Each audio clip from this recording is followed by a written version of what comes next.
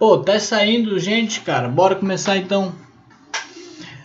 Bom, pessoal, boa noite. Vou começar aqui a parte de multiplexadores e demultiplexadores que eu já apresentei para vocês. Aquele vídeo lá, né, que eu postei ontem foi muito bom. Eu achei assim que ele já tinha quase tudo que a gente vai ver hoje aqui, só que numa outra linguagem, né? Aquela linguagem que ele usa lá, uma interessante porque dá para vocês verem, né? Bem bit a bit mesmo o funcionamento. Então foi bom, eu recomendo aquele vídeo.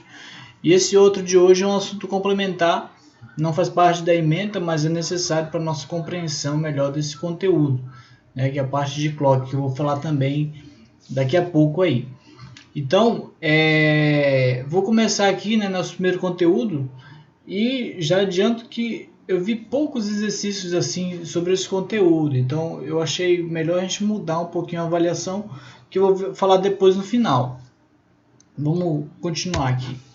Então, quando a gente vê os sistemas de som, né, qualquer aparelho eletrônico, né, aqui ele fala de som moderno, mas nem é tão moderno, né?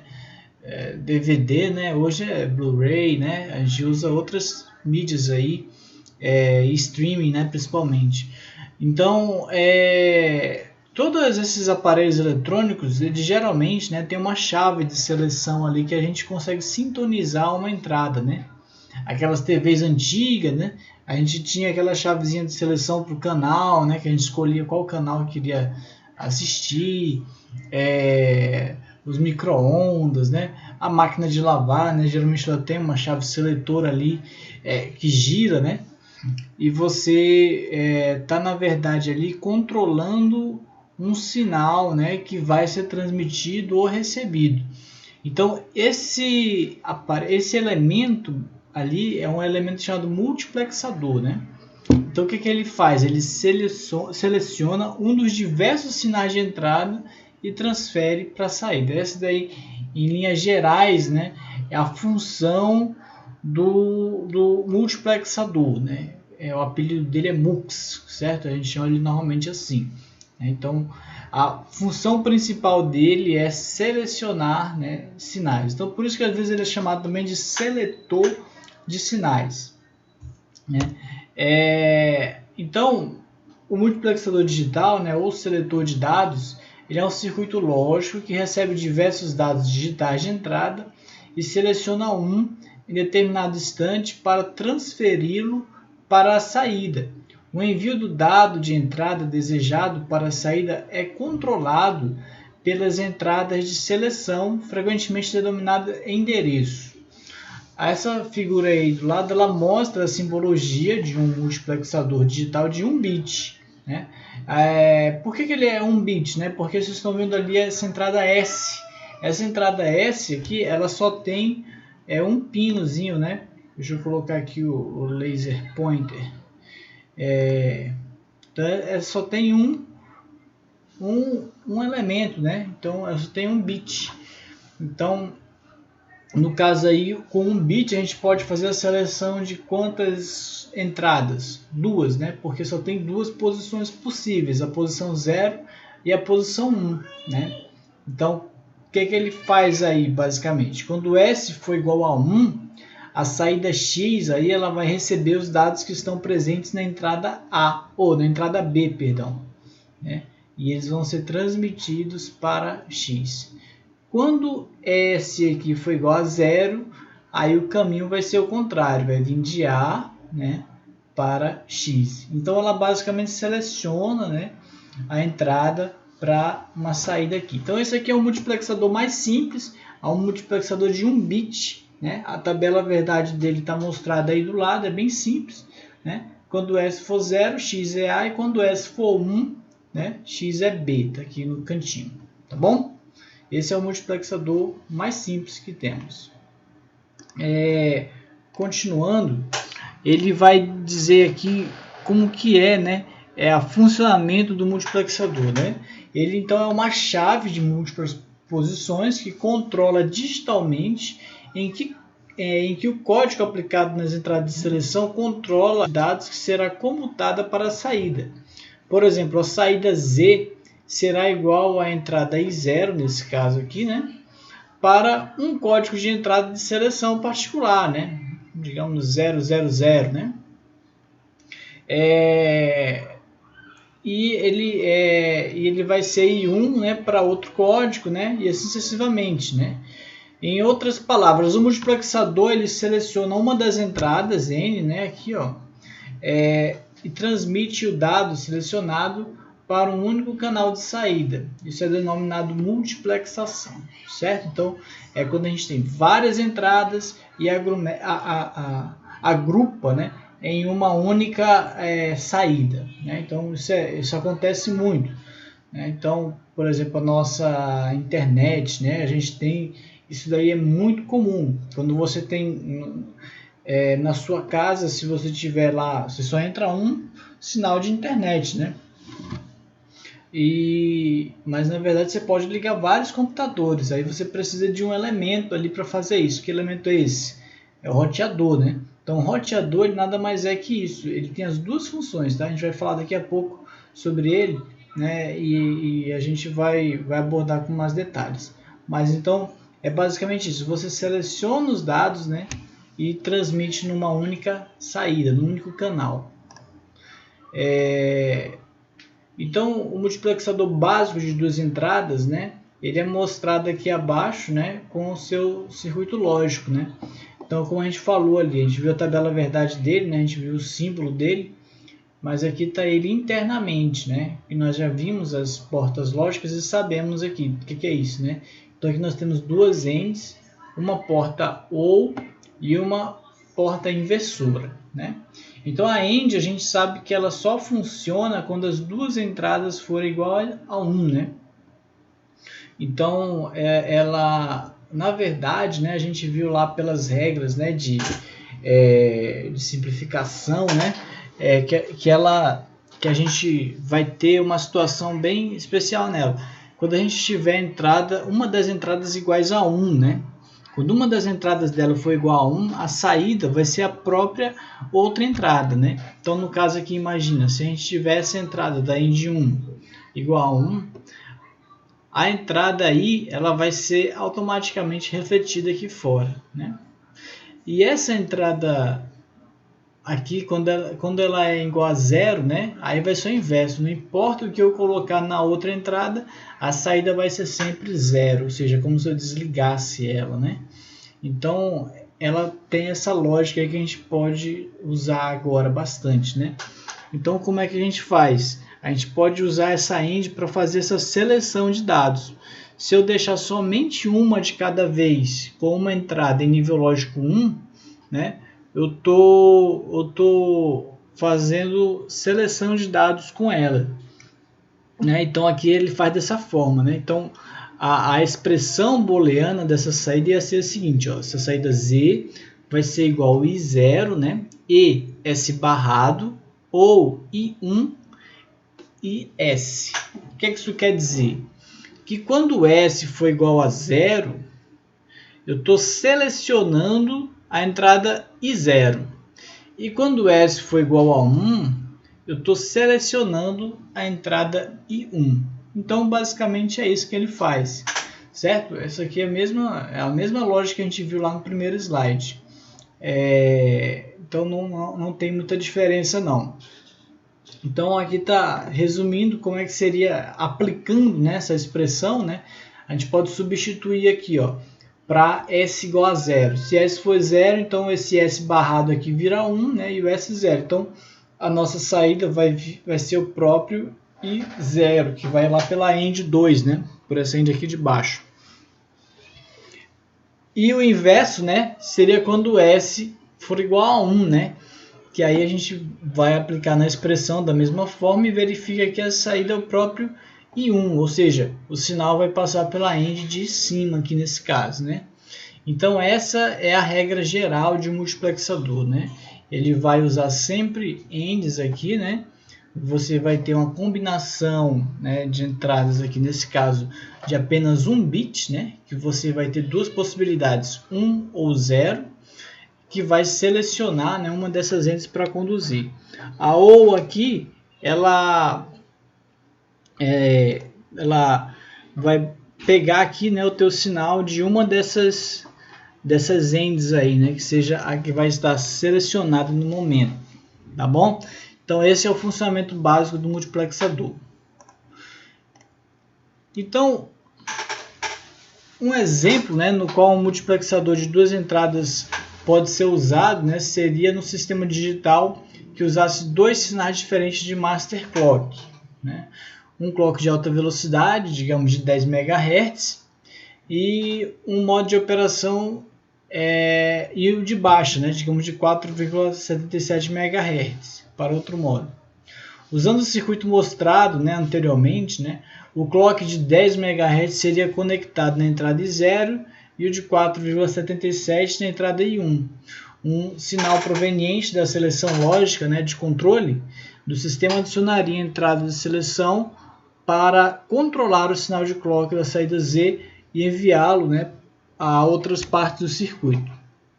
Então, esse circuito, né, gerador de clock, né, a gente pode ter várias saídas de clock nele, né? Nesse caso, né, a gente vai botar todas essas saídas, seriam esses caras aqui, né? Se eu pegasse duas, né, apenas como ele está falando lá, né, duas saídas de clock, né, e eu vou selecionar qual que vai funcionar o meu sistema nesse momento. Eu posso trabalhar com um clock ou outro diferente, né? Então ele vai selecionar através desse bit de seleção, né? Então o multiplexador de 2 para 1, né, bem simplesinho, ele vai fazer essa função, ele pode fazer essa função, né? Então nesse caso aqui ele vai estar entrando 2 sinais de clock. É uma aplicação bem comum, né, que acontece. Mas assim, para vocês entenderem melhor, por isso que eu mandei aquele outro vídeo que é sobre clocks, né, e osciladores, para vocês entenderem como funciona, né, esse sinal, que é como se fosse o coração dos sistemas digitais, né? Todo sistema digital ele tem um sinal de clock ali que vai estar passando, gerando a temporização do teu circuito, né? Então é importante demais a gente entender como funciona isso. Apesar de não estar na ementa da disciplina, eu achei conveniente a gente estudar aqui um pouquinho, tá bom? Vou tomar um cafezinho aqui. Se quiserem tomar na casa de vocês também, fique à vontade. Então assim, há situações nos sistemas digitais, né, em que o sinal passa de um estado normal inativo para o estado oposto, né, ativo. Isso faz com que algo aconteça no seu circuito, né? Esses sinais são chamados de pulsos. Um pulso que executa a função planejada quando o nível está alto é chamado de positivo. E um pulso que executa a função planejada quando o nível está baixo é chamado de negativo, né? Essa figura do lado aí mostra o exemplo de um pulso positivo e outro de um pulso negativo. Então, o que é esse pulso, né? Quando a gente tem uma variação abrupta, né, rápida do nível de tensão ali presente. Esse aqui geralmente é o próprio VCC, né? Aqui em cima, né? No caso lá dos circuitos TTL que a gente tem usado no laboratório é 5 volts, né? Mas os CMOS usam 3.3 e às vezes até menos, né? Então, quando a gente tem essa variação assim rápida, né, é como se a gente apertasse um botão, né? Se você tiver um resistor de pull-up, né, é esse aqui de baixo, né? Que você quando aperta ele vai para 0, né? Quando solta ele vai para 1 de novo, né? E o de pull-down é esse daqui, né? Que ele normalmente está puxado para baixo, né? E a gente, quando aperta o botão, ele vai para 1 e depois volta para 0, né?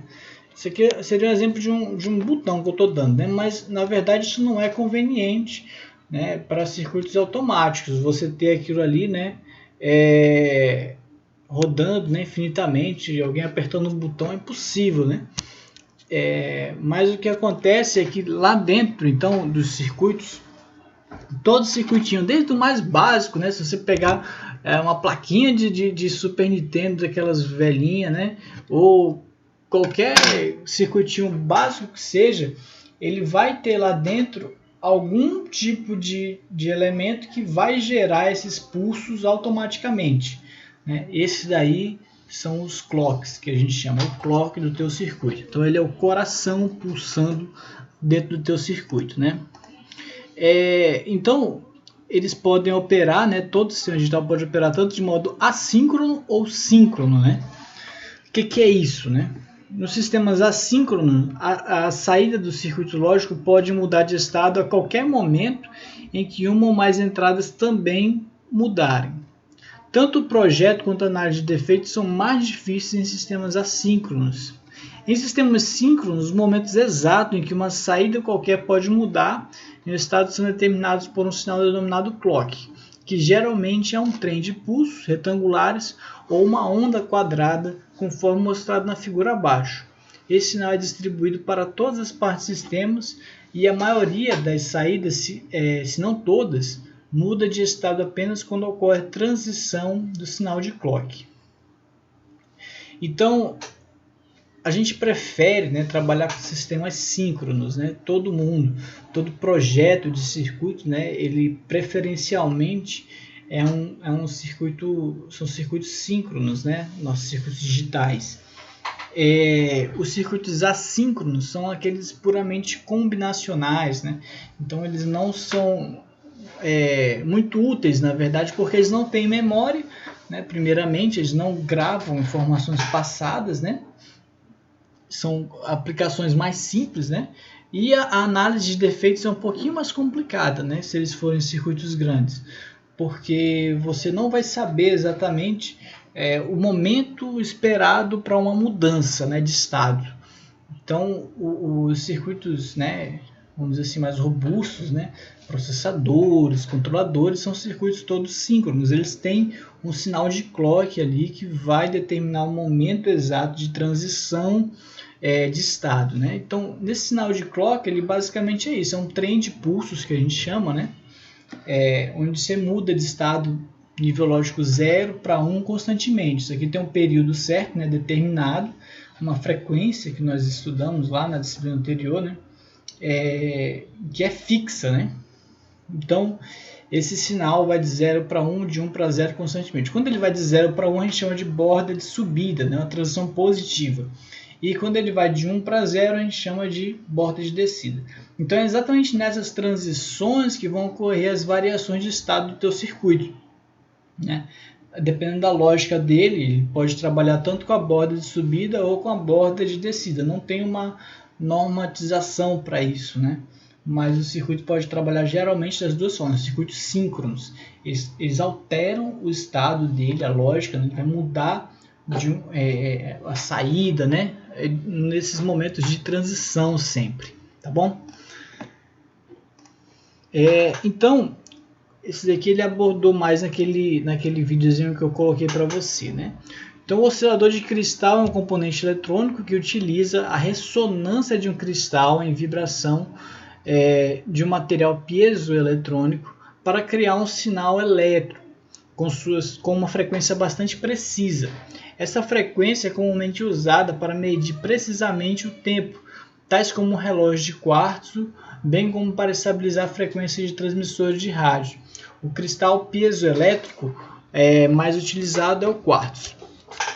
Então, esse elemento ele é muito utilizado. Se vocês abrirem circuitos eletrônicos, aí, a maioria deles vai ter lá dentro um oscilador, né? Esse oscilador ele tem várias formas, né? Esse daqui é um cristal, né, que a gente chama. Porque a saída dele é uma onda senoidal, assim, ó. Vou desenhar aqui. É uma senoide, né, que a gente falou, né? Então ele não está naquele formato quadradinho ainda, né? Quando a gente fala oscilador, geralmente, ele já sai um sinal de clock quadradinho, né? Que já vai direto para um microcontrolador, né? Um processador que já vai usar esses dados de transição, né? Então, geralmente, ele tem dessas duas formas, né? Que é utilizado. Tanto cristal quanto oscilador. Geralmente é assim, né? Mas o que acontece, né? É que esse cara aqui ele vai ter essa frequência que ele está falando 4000, né? Isso aqui provavelmente 4000 Hz, né? 4000 kHz, né? Então geralmente isso aqui se entende que é 4 MHz, né? Então esse cristal aqui tem essa frequência, né? Então Aí isso daí já vai ser previsto como o tempo de variação, a cadência, né, que se chama, do teu circuito, né? Ele vai variar nessa frequência, né? Ele vai ter, é como se fosse uma pulsação ali, né? Aí você tem que fazer o cálculo aí para ver quanto que é esse período aí, né? Divide 1 por 4 milhões nesse caso, né? Que vai ser o tempo de variação, ou seja, ele vai fazer 4 milhões de ações, né? De variações de estado ele pode ter a cada segundo, né? Então já é muito rápido aqui, né? Mas esse daqui é muito rápido para nossa mente, mas para um computador isso aqui é uma frequência baixa ainda, né? Então assim, esse cristal aqui, ele é um elemento muito importante porque ele vai fazer esse controle de mudança de estado, né? E por que isso é importante? A gente vai ver daqui a pouco nos multiplexadores, né? Aqui está a carinha dele, né? Dos SMDs, né? Aquele lá que eu mostrei ainda agora é um true hole, né? Ele vai o furinho lá na placa, né? Esse daqui não, ele já é já é um oscilador mesmo, né? Que vai sobre a superfície, né? O SMD. E aqui no caso a frequência dele, cadê? Onde é que está a frequência? A variação. Porque aqui ele tem vários, né? Vários modelos. Esse datasheet aqui serve para vários. Então ele vai de 6 a 50 MHz. Esse caso aqui, né? Desse SMDzinho aí. Aí ele vai ter lá na descrição dele essa informação. Então o datasheet dele traz todos esses detalhes aí, né? Ele geralmente você coloca um capacitorzinho do lado dele, né? Para ele funcionar e liga direto no circuito aí, né? Então essa é uma correntezinha bem baixa, né? Que já vai servir lá para o teu controle. E outro que se tem também, vocês devem ter estudado, é o Time 555, né? Esse daí ele já é outro tipo de oscilador, né? Ele já não usa cristais, né? Ele já é um astável, né? Que se chama, né? Porque ele é configurado lá através dos valores da resistência, né? Eu acho que eles estudaram isso aqui no semestre passado, né? Então você consegue ajustar a frequência, né? Pelo valor da resistência lá, né? Que você coloca aqui o RB, né? Fora dele, né? Então, e ele usa aqui no caso lá dentro amplificadores operacionais e um flip-flop, né? Que a gente vai estudar depois e ver como é que isso aqui funciona. Mas basicamente, né, ele é também um oscilador, é também um clock, né, pode ser usado como clock, mas ele não é tão robusto porque ele depende de componentes analógicos, né, e esses componentes eles variam muito os seus valores com o passar do tempo. Então esse time aqui a gente usa mais no laboratório mesmo, né, em outras aplicações mais simples, né, não é tão confiável, vamos dizer assim, a frequência que sai dele, né? Mas eu acho que vocês já usaram ele, né? Vocês sempre falaram lá no laboratório. Então, aqui tá os parâmetros dele, né? Como é que a gente configura ele, mas da mesma maneira ele é um oscilador, pode funcionar como um clock. Continuando, então, como é que seria o multiplexador de 4 entradas, né? Aí ele seria já um pouquinho diferente, né? Isso aí foi um parêntese que a gente abriu, tá? Sobre essa parte de clock. Acho que é um assunto importante, né, para vocês. E assim, vou até ver como é que a gente vai encaixar isso daí na nossa prova, na ementa, né? Mas vamos continuar aqui para a gente ver a parte de multiplexadores, né? Então, o multiplexador de 4 entradas, ele segue o mesmo princípio. Só que aqui no caso ele já vai ter 2 entradas de seleção, né? Então ele tem o S1 e o S2. Então a saída já vai depender de uma combinação, né, dessas entradas S1 e S2. Então vocês percebam aqui que você tem uma parte aqui, né, do S1 não barrado aqui, né? Esses dois ends de baixo aqui, ele pega o S1 sem estar barrado. E essas duas ends de cima, ela usa o SA barrado. S1 barrado, perdão, né? Então seria essas duas aqui de cima, ó, quando você tem S1 igual a 0, né? E o S0, né? Ele já vai ser invertido para um e para o outro, né? Pode até se fazer uma lógica diferente aqui, né? Para usar apenas o inversor, né? É possível, né? Você usar apenas o inversor. No caso, dois inversores aqui, né? Então, assim, vocês percebam que o número de entradas possíveis, né, é sempre proporcional ao número de seleções, né? De entrada de seleção. Então, essa formulazinha, né, eu não coloquei aqui no slide, mas é bom vocês anotarem, né, ou gravarem. Deixa eu riscar aqui, botar com a caneta, né? Então vai ser sempre acho que ele falou naquele slide que eu botei ontem, né? 2 elevado a n, né? Então, né, o número de entradas vai ser sempre 2 elevado a n, onde n, na verdade, né, seria S, né? Deixa eu ver aqui se eu consigo apagar. Borracha. Opções de ponteiro, caneta. Isso é um S, não é um 5, tá? Então, o número de entradas de um multiplexador vai ser igual a 2 elevado ao número de seleção. Então, aqui, se a gente tem duas seleções, né, 2 elevado a quarta, ou 2 elevado a 2 vai ser 4. Então, a gente tem 4 possíveis entradas nesse caso aí. Então, se a gente vai ver daqui a pouco com 8 entradas, que no caso ele tem 3 seleções, assim sucessivamente. Então, por isso que ele vai progredir dessa forma, né, na base de 2. Né? Ele começa com 2, 4, 8, depois 16, 32, né? Então, sempre o número de entradas possíveis, né, é 2 elevado ao número de seleção, certo? Então, anotem essa fórmula aí, né? Eu não coloquei no slide, mas se vocês quiserem fazer uma questão da prova rapidamente, né? Quem está na live aí vai ter essa prioridade, né? Vai ter essa vantagem aí em relação ao restante do pessoal que vai ter que pensar um pouquinho mais, né? Então, essa é a grande sacada aqui que a gente tem que ter em multiplexadores, né?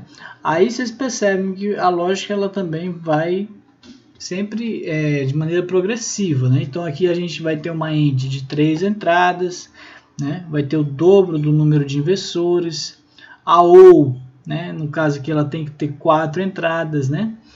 E vai aumentando assim. Então a tabela aqui agora com 4 linhas, né? Ela vai ter as 4 possibilidades. Quando 0, 0, vai sair a entrada 0. Né?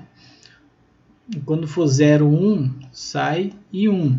Quando for 1, 0, sai 2. Quando for 1, 1, sai e 3.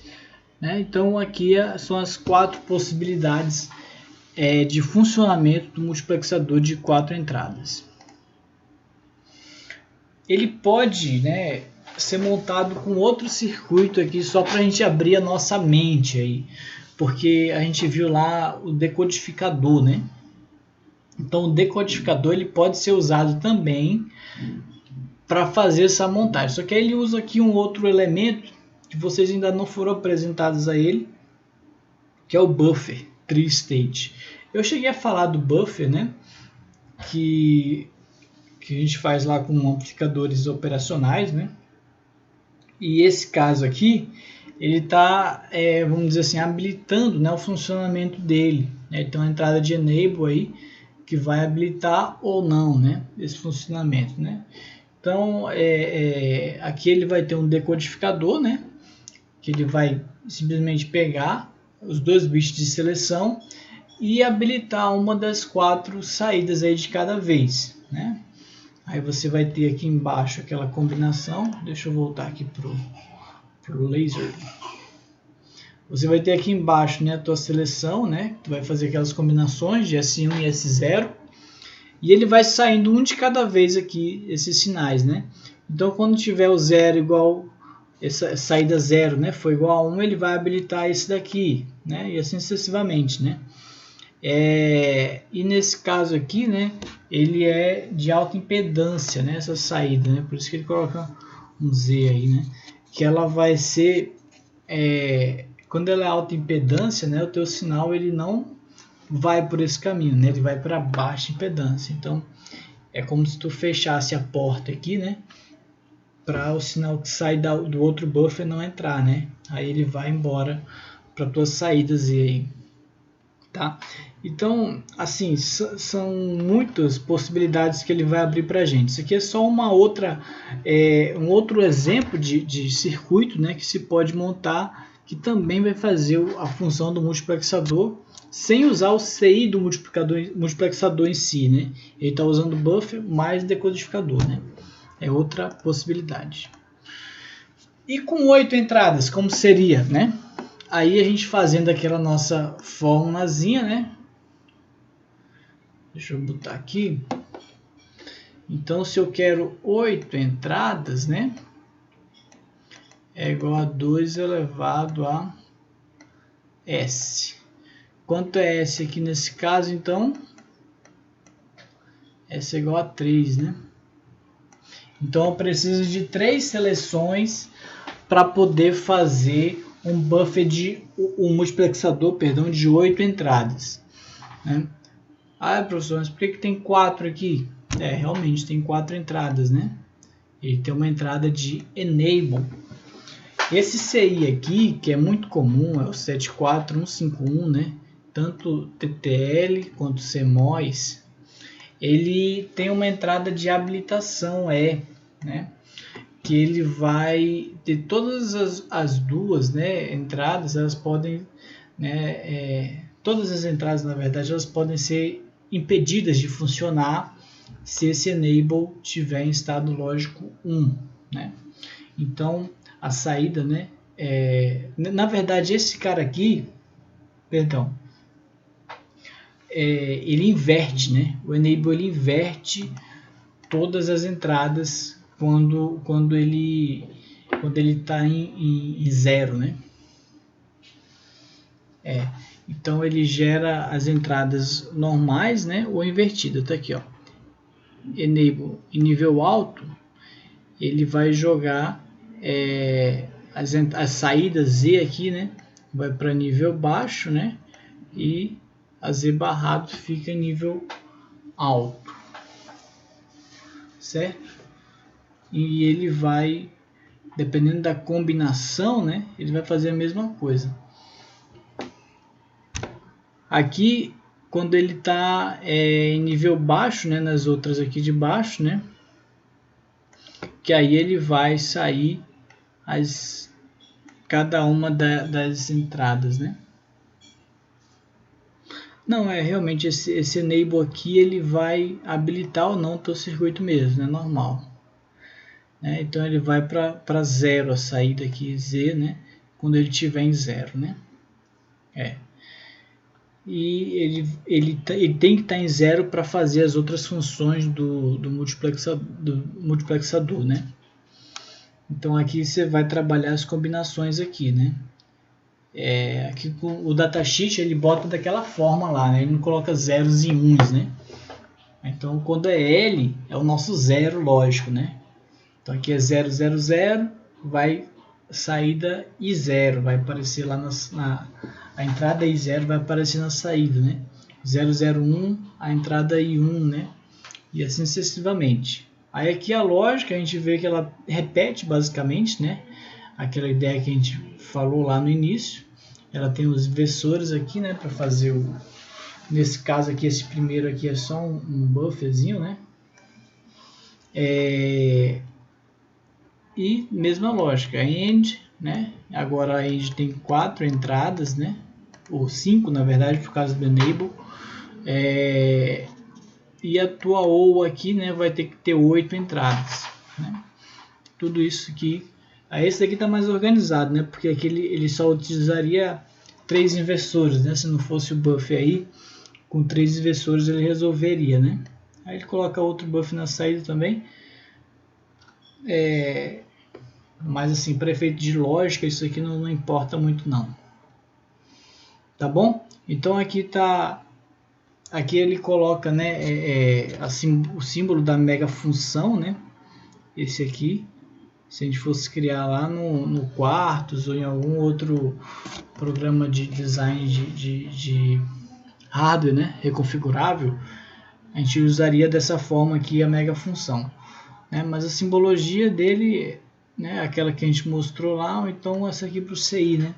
Ele aparece assim, certo? Ou dessa forma aqui, né? Como esse quadrilátero aí, não sei como é que é o nome disso, né? Um losangozinho, né? Aqui está a simbologia normalmente vista, né? Então de multiplexadores eu acho que é isso aí. O outro, né? O irmão dele, inverso, é o demultiplexador, né? Que já é a função de distribuir dados. Aí ele já tem apenas uma entrada, né? Ou menos entradas do que saídas, né? Então ele vai fazer o inverso, ele vai receber uma única entrada, né? Ou poucas entradas e distribuir em várias saídas, né? Então aqui tá como ele é mostrado, né? Fisicamente você imagina aí como se eu estivesse distribuindo aí, se eu recebesse várias bolinhas aqui bem rápido, né? E fosse distribuindo mais lentamente aqui para as saídas, né? Então é assim que funciona o demultiplexador, né? Ele vai distribuir essas entradas na quantidade de canais que tiver. Aí a lógica vai ser a mesma, né? Essa entrada de seleção, né? Aí eu vou ter quantos bits aqui relacionados à saída. No caso aqui é o número de saída, né? O vai ser igual a 2 elevado a S. Né? Então o número de bits de seleção aí, se eu tiver só um bit de seleção, né? Então eu só vou poder ter duas saídas. Se eu tiver 2 bits, são 4 saídas. 3, 8, aí vai para 16, 32 e assim sucessivamente, sempre na base de 2. Certo? Então o demultiplexador ele faz o inverso. Aqui está um exemplo de 1 para 8 linhas, né? Que aí ele faz a mesma forma, né? Que o circuito lógico dele, e ele também tem as ANDs, né? A diferença é que aqui ele não tem a OR, né? Ele não vai agrupar tudo numa OR, ele está só desagrupando. A entrada de dados é aqui o I, né? Aí esse I ele vai em todas as ANDs aqui, ele vai embora, né? E a gente sabe que a AND só funciona quando ele tiver todas as entradas iguais a 1, né? Então se a gente botar essas três aqui iguais a 1, aí eu consigo ter essa saída replicada, né? Essa entrada e replicada na saída, certo? Então todas elas é isso, eu vou ter que fazer uma combinação para ter isso aqui igual a 1, que nessa situação aí eu faço uma ligação. E essa combinação é única, né? Eu só posso ter uma de cada vez, né? Então, se a gente for analisar com calma isso aqui, a gente vai ver que, tirando essa parte do I aqui de baixo, né? Ele é muito parecido com um decodificador, né? De 3 para 8 linhas, né? A diferença é que ele é adicionado apenas uma linha a mais aí do I, né? O I aparece aí, nesse caso. Então, cada porta, né? Ele é inserido aí. Então, ele funciona dessa mesma maneira do decodificador, né? De 3 para 8. Então, a gente vai olhar a tabela verdade, né? É até parecidazinha, né? Só que aqui, em vez de ter a gente tem um I, né? Que ele vai refletir o que tem naquela entrada lá, né? Então isso é bem interessante aí, que a gente pode trabalhar então, em vez de usar um demultiplexador, a gente pode usar em alguns casos o decodificador, né? E aqui também ele pode ter, né, uma entrada de habilitação, né, de enable, né? Então aqui está ele com o enable 74138, né? Com o enable aí que faz essa habilitação. E a gente coloca em uma das entradas do enable a nossa entrada aí, né? A gente vai ele tem um E3 aqui que ele é não barrado, né? Então a gente tem que botar ele direto no VCC. O E2 que é barrado, então você tem que botar ele no ground, né? No terra. E esse I aqui, que ele é barrado, ele vai ser exatamente a nossa entrada de dados, né? Quando for igual a 1, né? Ele vai sair aqui o nosso sinal, né? Quando for igual a 0, né? Ele vai sair. Tá aqui a tabela, o sinal de saída, né? Então quando eu tiver 1, né? Nossa entrada e, né? Aí eu vou ter, eu tô com o O1, né? A nossa saída O1, ela vai estar refletindo esse sinal do I, né? Sempre que eu tiver essa combinação aí, né? De seleção ativada, né? A combinação para I, né? No caso aí 000, né? Então ele vai fazer essa saída, certo? Então aqui a gente está trabalhando nessa combinação aí. Ok? Então, como é que isso vai ser aplicado na prática, né? Os circuitos multiplexadores, né, e demultiplexadores encontram numerosas e diversas aplicações de sistemas digitais em todos os tipos, né?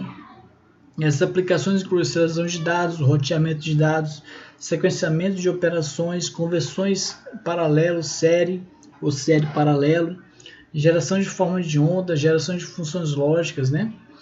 Então, essas aqui são as principais, né? Essas 6 são as principais operações que são realizadas com MUX, DMUX.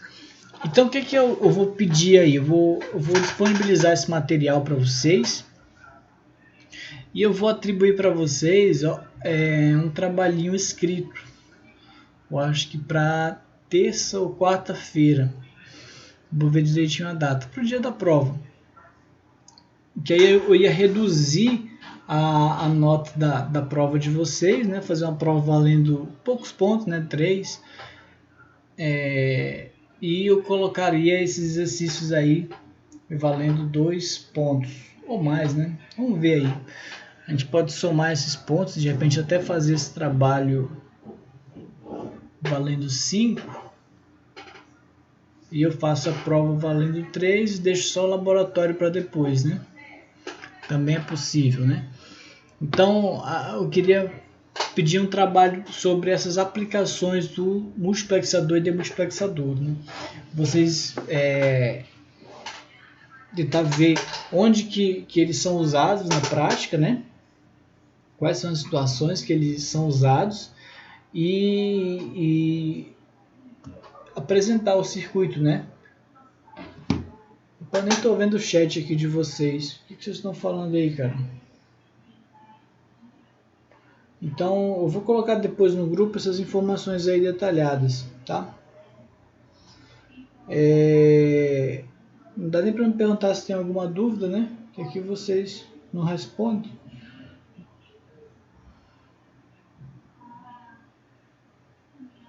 Vocês querem café? Beleza? Então, eu vou encerrar aqui essa live. Acho que é só isso mesmo. Não tem, esse assunto ele é bem simples, ele não tem muitos exercícios, eu acho que é mais a aplicação prática, né? O exercício que a gente pode fazer aí na prova é só uma coisinha dessa daí como a quantidade de bits, né? De seleção para uma saída de tantos bits, né? E assim sucessivamente, né? Acho que é basicamente isso, né? Não tem muito exercício, né? Desse conteúdo. Então eu vou passar esse trabalhinho, né? Pra gente nem precisar fazer a prova de repente, né? Fazer só o trabalho mesmo desse conteúdo. Mas bem que ainda tem um conteúdozinho que eu vou passar na segunda-feira, que é a parte de conversores analógicos digitais, né? Aí esse sim dá para fazer mais alguns exercícios. Tá bom? Então eu vou encerrar aqui e a gente vai conversando lá no grupo. Vou passar uma tarefinha lá para valer a presença de hoje. Obrigado, pessoal, e boa noite. Descartar. Onde é que eu insero a live?